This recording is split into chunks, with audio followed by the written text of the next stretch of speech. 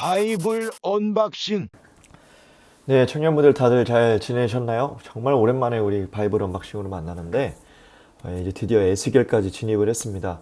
예레미야, 눈물의 선지자라고 불렀는데 읽는 분들 중에 많이 우셨다는 얘기가 있어요. 너무 길어서 언제 끝나냐고, 언제 끝날 수 있냐는 그 눈물을 흘렸다는 분들이 있다는 얘기를 들었는데 여러분 모두 화이팅 하시고요. 우리 이사야 그리고 예레미야 긴 터널을 지나서 끝날 줄 알았는데 에스겔까지 왔습니다. 에스겔은 그래도 46장까지 있으니까 48장이죠. 48장까지 있는데 우리가 48장 3월 동안 보면 에스겔 보고요. 또 다니엘 보고요. 그리고 호세아까지 보면 1월에서 3월까지 우리가 마음 먹었던 통독이 끝이 나게 됩니다. 4월은 방학인데요. 3월 우리 방학 전까지 열심히 화이팅 하셔서 에스겔 통독 화이팅 하시기 바랍니다. 네, 옆쪽에 보시면은 구조가 나와 있습니다. 1장부터 3장, 그리고 4장부터 24장, 그리고 25장부터 48장인데요.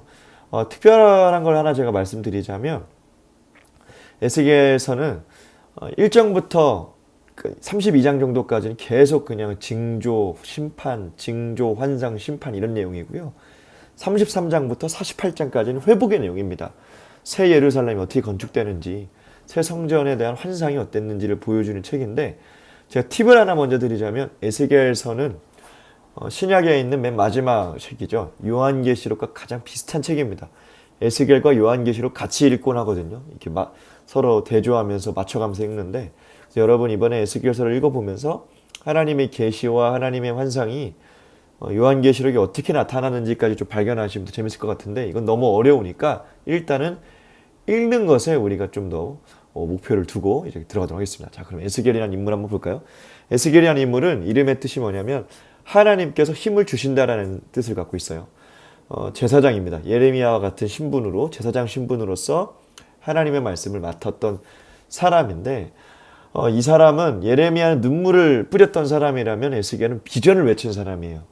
하나님의 나라를 보았고 하나님의 환상을 보았고 그 비전을 봐서 외쳤던 사람이에요. 그래서 에스겔이 어떻게 예언을 했냐면 선지자 활동을 한 모습 보면 예언을 많이 했고 또 비유를 많이 보여줬습니다. 비유를 막 들어가지고 설명해주고 다음 상징, 다음 마지막 환상, 이런 식으로 영적인 것들을 참 많이 봤고 남들에게 이것들을 성취시켜주고 증거물로 보여줬던 인물이 바로 에스겔이라고 여러분이 이해하시고 이제 에스겔서를 보시면 될 것 같아요.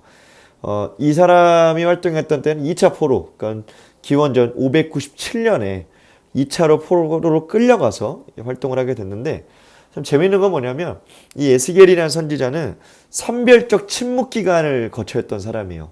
이거 쉽게 말하면 제가 위에 보면 이제 마스크를 제가 이렇게 사람이 메고 있는 것을 보여드렸죠. 하나님께서 입을 열어 할 땐 입을 열었고 다시 너가 입을 닫어 그러면 말하지 않았던, 선별적으로 하나님의 침묵의 구간을 두셔서 쓰셨던 사람이에요. 그러니까 얼마나 입이 근질근질했겠어요. 우리도 뭐 말 한마디 못하게 하면 그렇게 답답한데 입에 거미줄을 치고 산 거죠. 그래서 이 에스겔이라는 선지자는 하나님의 선별적인 침묵 기간을 거쳐서 말을 했고 말을 하지 않았던 그런 선지자였습니다. 참 순종의 사람이죠. 멋있는 사람입니다. 자, 그러다가 기원전 586년에 예루살렘이 함락하죠. 우리가 예레미야서를 보면 마지막 장을 보면 예루살렘 함락의 사건이 등장하는데 우리 이미 읽으셨으니까 에스겔 선지자도 이 사건을 봤습니다. 그래서 586년이 딱 됐을 때 하나님의 선별적 침묵 기간을 이제 철회하시고 마음껏 예언해라. 그래서 이때부터 22년 동안 이제 566년이죠. 566년 동안 22년 동안 예언을 하게 되고 환상을 증거하게 되는 것이 에스겔의 사역이라고 보시면 되겠습니다. 자, 에스겔서의 특이점을 하나 제가 알려드릴게요. 이것만 아셔도 에스겔서 읽기 쉽습니다. 자, 에스겔서는요, 여호와라는 이름, 그러니까 아도나히라는 뜻이죠. 야훼라는 이 의미인데 여호와, 하나님의 성호를 뜻하는 단어입니다. 여호와. 내가 여호와인 줄 알리라가 에스겔서에 총 43회가 등장하고요. 여호와의 영광이란 이 의미가 15회, 그러니까 총 58회 정도 여호와라는 이름을 증거합니다. 이거는 뭘 뜻하냐면 당시 이스라엘은 여호와 하나님이라는 이 대상을 믿긴 했지만 입으로는 이 믿음을 시인했지만 정작 그들의 삶의 구석구석 보면 예언자들이 계속적으로 지적했던 건 뭐죠? 우리가 열왕기상부터 지금까지 오면서 우리가 봤던 건 뭔가요? 이스라엘 백성들이 계속적으로 우상 숭배했고 여호와라는 하나님에 대해서 무지했다라는 거죠. 그래서 하나님께서 계속적으로 그들에게 예언했던 것, 선지자를 통해 보냈던 것은 뭐냐면 내가 여호와인 줄 알 것이다. 여호와의 영광이 어떤 것인지 너희가 알게 될 것이다. 하나님이 하나님을 드러내 보셨다라는 거예요. 하나님이 이스라엘 백성에게 나 좀 알아줘, 나 좀 믿어줘, 나 좀 제발 좀 나를 가까이 좀 해줘, 내 영광 좀 알아줘 라고 부탁했던 성경이 에스겔이라는 성경입니다. 자, 여러분 어떠신가요? 하나님 어쩌면 우리 가운데서 이 시대를 통해서 말씀하고 계실 수도 있습니다. 여러분 삶의 구석구석 여러분 삶을 통치하시고 간섭하시고 나타나시면서까지 계속 말하는 건 뭐죠? 내가 여호와인 줄 아니라, 내가 하나님인 줄 아니라. 여러분 이 하나님을 발견하시는 은혜가 있기를 주의 이름으로 간절히 제가 축복합니다. 자, 특별히 한 가지 환상을 들면 마른 뼈 환상이 이제 에스겔에 등장하죠. 골짜기에 갔습니다. 마른 뼈들이 아주 많습니다. 근데 하나님이 물어보죠. 인자야, 이 뼈들이 능히 살겠느냐? 에스겔의 반응이 뭐예요? 하나님께서 하십니다. 저는 모르고 하나님께서 하십니다. 생기를 불어넣어라, 생기를 대언해라 했더니 이 마른 뼈들이 큰 군대가 되면서 이 환상이 끝나게 되죠. 뭘 의미하냐면 망한 것 같고 포로로 끌려갈 것 같은 이스라엘 사람들이 마른 뼈 같은 그 예루살렘 이스라엘이 다시 큰 군대가 되어 회복할 것이다라는 것을 하나님께서 약속하시는 장면입니다. 자, 뭐가 마른 뼈를 살리나요? 생기. 하나님으로부터 온 생기가 이들을 살렸습니다. 여러분 아담이 언제 생명이 되나요? 하나님으로부터 온 그 생기가 그 코에 불어넣어졌을 때, 이때 생명이 됐다고 성경은 증언하죠. 우리도 마찬가지입니다. 여러분 이번 한 달 동안 사순절을 계속 보내고 있는데 하나님의 생기를 사모하십시오. 어떻게 불어넣어 경험합니까? 기도할 때 하나님의 생기가 우리의 잠자고 있는 영혼을 살릴 줄로 믿고요. 또한 우리가 말씀을 볼 때 여러분 진리를 결론 삼을 때 말라버렸던 우리의 심령이 진리의 영 성령을 통해서 다시 한번 살아날 줄로 믿습니다. 여러분 분명히 아셔야 될 게 있어요. 하나님의 말씀을 기준 삼아서 살아가는 사람은, 하나님의 말씀을 내 삶의 바른 잣대로 삼아두고 살아가는 사람은 결코 마르지 않습니다. 성령께서 우리 가운데 역사하실 것이고 생기를 불어넣으실 줄로 믿습니다. 자, 이제 마지막인데요. 히스토리, 역사라는 단어죠. 우리 늘 이런 문장을 여러분 기억하실 것입니다. 역사를 잊은 민족에겐 미래는 없다.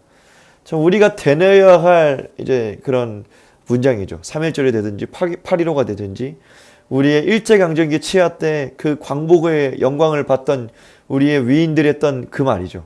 역사를 잊어서는 안 된다. 그 민족에게 미래가 없다. 여러분 하나님의 백성에게도 마찬가지입니다.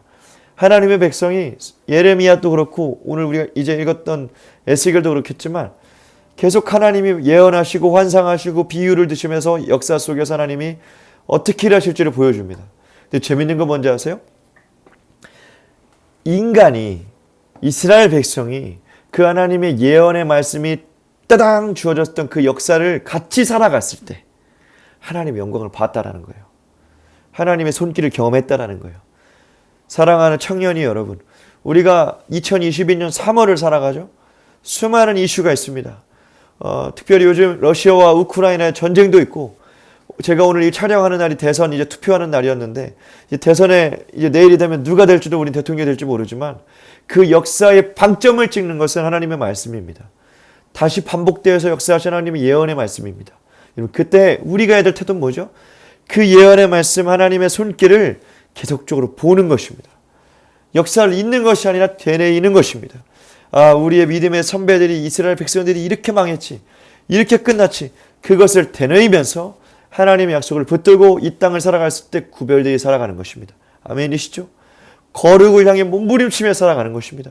우상 숭배를 하는 것이 아니라 내가 여호와의 인줄을 너희가 알 것이다.